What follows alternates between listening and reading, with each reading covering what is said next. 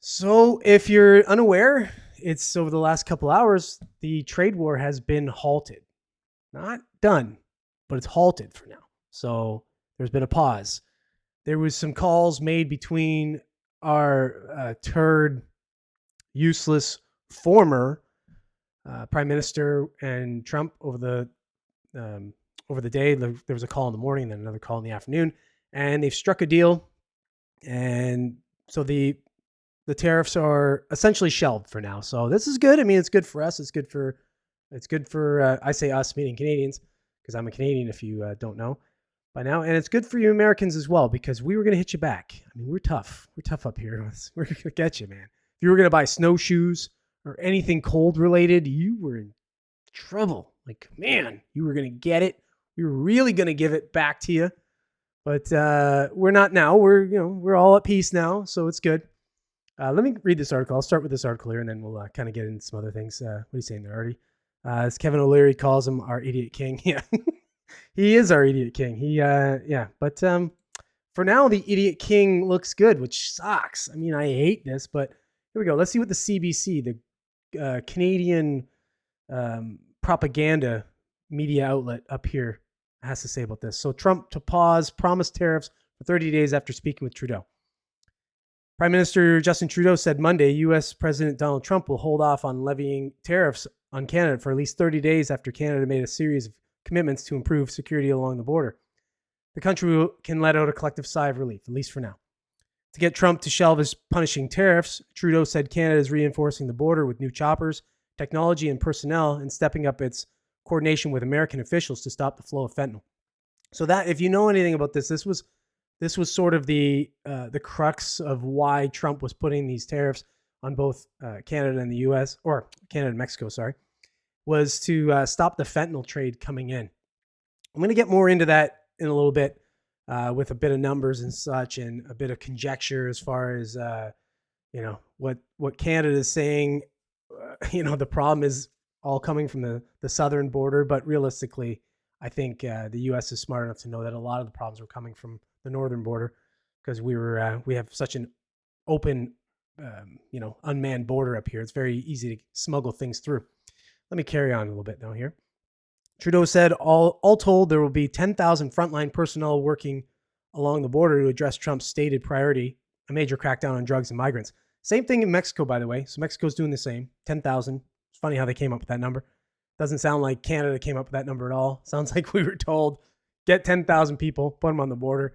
So we're doing it. The prime minister also made a series of new commitments to Trump, including a promise to appoint a new fentanyl czar. I love these czars. Okay, we're going to get a czar in there. It's probably going to be stupid, what's his face, Carney. And then he'll have more political clout to maybe get the nod for Liberal Party leader. Who will lead Canada's efforts to crack down on the deadly drug. And he promised to list Mexican cartels, one of the top purveyors of fentanyl and other drugs in Canada and the U.S., as terrorists under Canadian law. Trudeau said Canada is launching a Canada-U.S. joint strike force that will be tasked with combating organized crime and money laundering. Okay. Proposed tariffs will be paused for at least 30 days while we work together. So here's the problem with this. This is good, obviously. It's good for both the U.S. and Canada to pause these, because these were bullshit things. But as I said here, I've been saying it since they first talked about these tariffs. This was a tactic. This was a negotiation tactic. This was what Trump was doing. He was just trying to get Canada to fall in line with his plan. So it's really negotiation and diplomacy 101. It's fantastic. I mean, people could learn from it. It's really like you're looking at business acumen at the president level. So, it's superb, realistically. I hate it though, because like I'd said, it's now that just bolsters the Liberal Party now, which is funny because they're not even in power realistically at this point. Trudeau's already stepped down, so Carney's going to step in and take over for him. But our government is held right now. We're not even in session until March 24th. So realistically, this is all bullshit.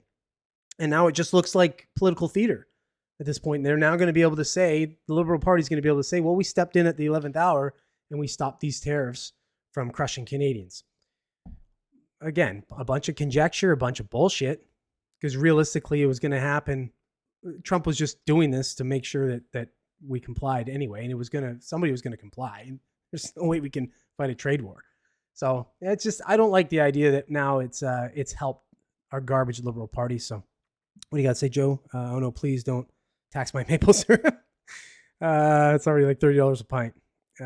Yeah. So it's,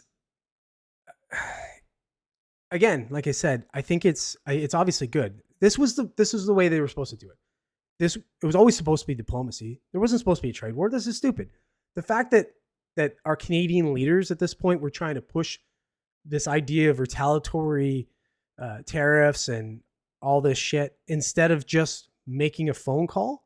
It's all political theater. It's irritating that it's this political theater that goes on, this blustering. You got a house cat versus a lion. Like, we can't fight back. There's nothing we can really do to hurt the U.S. and on any level. So why are we trying? It's sure we're going to hurt some of the. We're going to hurt them. It's going to be a bit of pinpricks for a while, but